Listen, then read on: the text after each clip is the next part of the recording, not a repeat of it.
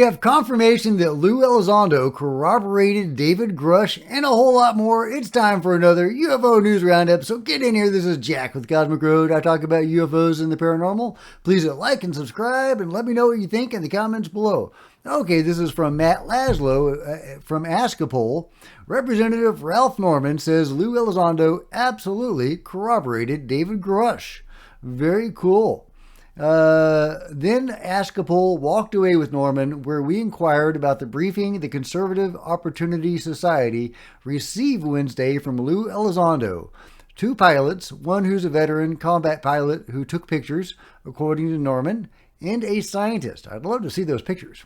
It's been portrayed by the media as crazies that are identifying UFOs, but it's not, Norman exclusively told Askapole. He's been doing this 30-some years. Combat veteran, very qualified. I'm going to have him back. In fact, we may open it up. Everybody ought. Y'all all ought to know it. Everybody should. I heard he corroborated what the whistleblower David Grush testified to this summer, Matt Laszlo inquired. Absolutely, Norman replied. Yes. And he says he wants to have Lue back. Does this mean in a field hearing? Either way, I'm very excited. Lue Elizondo confirming David Grush's story. What does this mean? Is Lue Elizondo one of David Grush's 40-plus whistleblowers? What does Lue Elizondo know? He was involved in A-Tip. Was A-Tip involved in any way with UFO crash retrievals and reverse engineering? We certainly don't have any evidence to point to that. But Lue Elizondo was an investigator, and he may have been investigating this stuff and knocking on some of the same doors David Grush did. Also, we know that OSAP, that A-Tip came out of, was trying to acquire a UFO. Was A-Tip trying to acquire a UFO? We don't know. But very interesting. Very interesting. Meanwhile, UFO Joe Mergia is striking back at Russell Targ. Russell Targ was throwing shade on the Soul Foundation, and I reported on that yesterday. Well, Joe Mergia says, not so fast. Just to remind you, here's what Russell Targ said. I sat through 2 days of Soul Talks. The speakers are all supporting a government cover-up. Most of them know better, but they will feed the masses BS so that they can remain insiders. Shame. Well, UFO Joe Mergia says, sorry, but Russ is way off here. But you wouldn't know that if you followed Project Unity. Targ was instrumental in helping get the RVing program going, remote viewing program going, has written some great books and help bring us Third Eye Spies. But before the existence of that program was made public around 1995, why didn't he tell everybody about it? Was he supporting the cover-up? What does he want folks like Chris Mellon, Gary Nolan, and the others to do? Do what he didn't?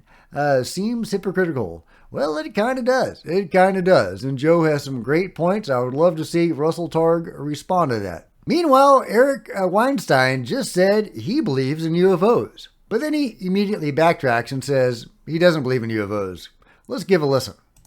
Now, what I've been saying for about 4 years is there's way more to this story than I had understood. I thought UFOs were total nonsense. I thought this was a waste of time. And I was wrong. I was just wrong. Why? What do you mean? In what ways were you wrong? Why are you now convinced in a way that you weren't previously? Well, I didn't know. Yeah, I'm not convinced that UFOs, like shiny metal craft, are real at all. What I didn't know is that there almost certainly are large programs inside the federal government that are denied. So there you go. Eric Weinstein believes in UFOs, but not necessarily the craft. Okay. But he does at least acknowledge the existence of the UFO control group, or he probably wouldn't call it that, but of these secretive programs. So what are these secretive programs for, Eric Weinstein, if not to study UFOs? But hey, I'll take the win. Meanwhile, check this out. U.A.P. NHI disclosure, worldview differences. This is interesting. The 2023 U.A.P. and NHI disclosure implication survey asked respondents which of two two worldviews best describe their understanding of reality: a scientific materialist perspective or an expanded consciousness perspective.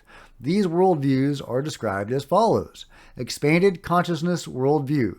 Consciousness, spirit, self, and soul all have a life and existence separate from the physical body.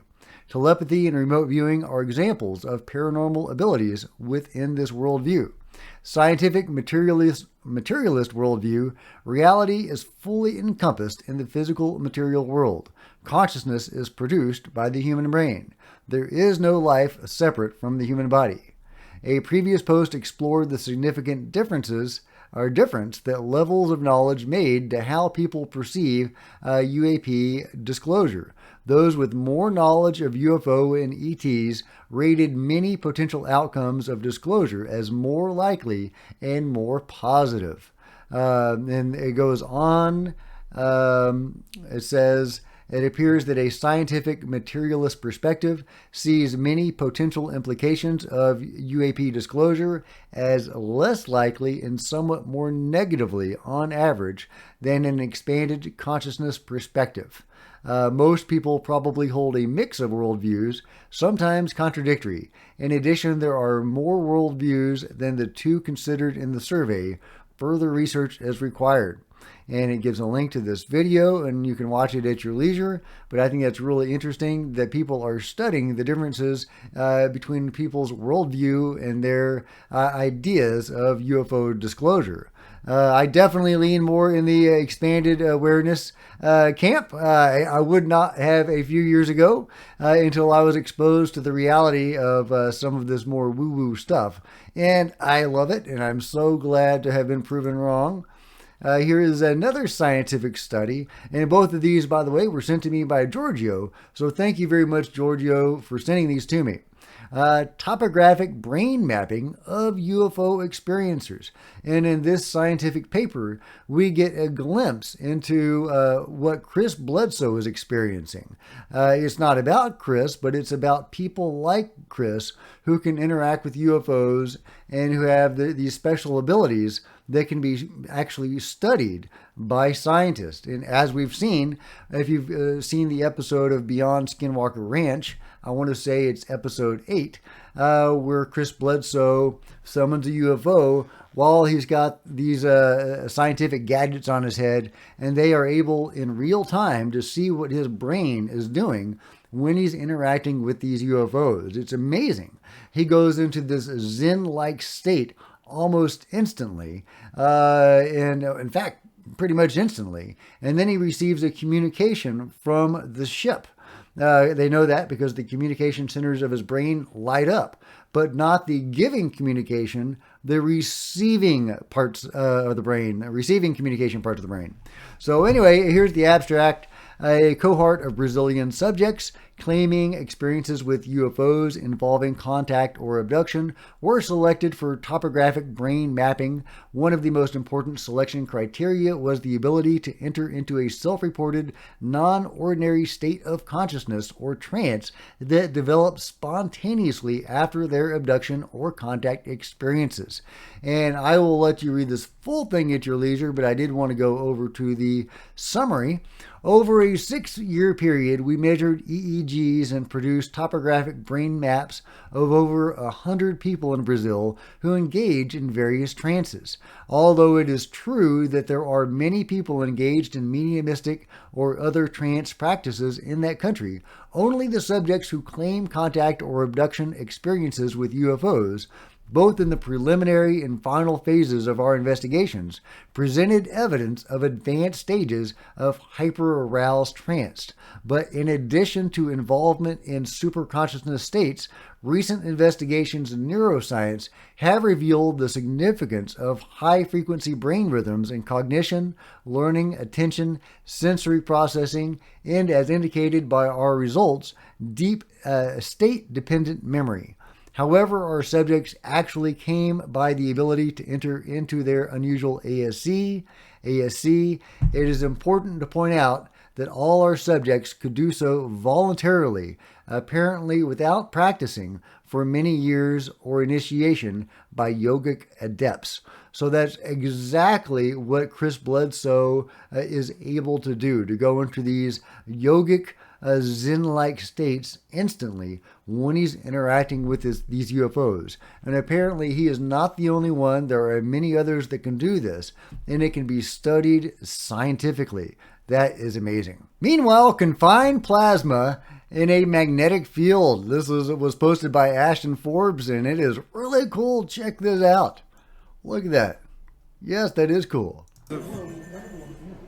Fluorescing plasma in the xenon. And so what you saw before was, if I can get a streamer to wrap back around itself, as a snake eating itself, it'll turn into a giant donuts or toroids, where we've got many of them.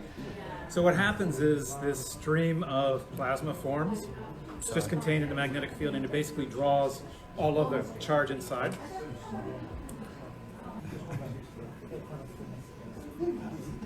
Why is it sort of, why is it dumped? Okay, that's pretty cool. Meanwhile, check this out. Triangular UFO is captured on the Antuco volcano in Chile in January of this year. Este momento épico, cabro. Estaba aquí en el volcán y grabando el valle allá para abajo, miren lo que lo encontramos, un ovni. I believe this is authentic footage of an actual exotic vehicle. What is that thing? That is wild. That is cool. That's a good UFO. I think this is a solid UFO sighting.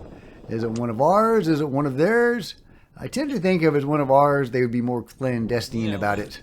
Instead of flying around in daylight, letting people capture it on video, makes you wonder if this object wanted to be captured on video, because that happens all the time. You know, like with Chris Bledsoe, like we were just talking about, they want him to get them on video. Yeah. So what do you think about that awesome triangular UFO? It's hard to tell what's a video artifact and what's actual activity on that object. I imagine that's a lot of video artifacts. But very cool UFO at a volcano in Chile. Was it coming and going from that volcano? Because that is something that UFOs are known to do. Meanwhile, check out this post from The One. This is a NASA scientist, Shahnaz Sani. Colleagues told me during the launch that star beings are assisting in clearing the weather. One told her he knows about grays, and she personally saw a craft which looked organic. What? And here's a quote from the video. I've had engineers come to me every single time we, NASA, have any major launch, there's an intervention from star beings. Every time there's a major launch from NASA, there's an intervention from star beings. Now, I've shown you before how there are UFOs during launches and also shuttle landings. So that's not a huge surprise to me, but that somebody from NASA would actually talk about that and call them star beings. As the one says, kind of woo. But if you look her up, she is a senior system engineer for NASA, stationed in Huntsville, Alabama. I love it. Yeah, so again, I lean more toward the expanded consciousness frame of mind when viewing this stuff. That's where my own experiences have gone, and that's where I think that a lot of this goes. Not to say that there aren't nuts and bolts UFOs and real life aliens. Of course there are. But there is seemingly a lot more going on besides. But let me know what you think about that in the comments below and everything else covered today. And if you've enjoyed this video, please give me a big thumbs up. I sure appreciate it. Smash the subscribe button and the bell to be notified of future videos. You don't want to miss a thing. Join me on social media, Facebook, Twitter, Discord, links below. Love to see you guys there. If you wanted to support Cosmic Road in a bigger way, please consider grabbing a coffee mug or a t-shirt in the merch store, or by becoming a channel member. Channel members are rock stars, and I really appreciate you guys' support. Thank you. Meanwhile, there are plenty of other videos on the channel, and I'll see you guys next time. This is Jack with Cosmic Road, signing out.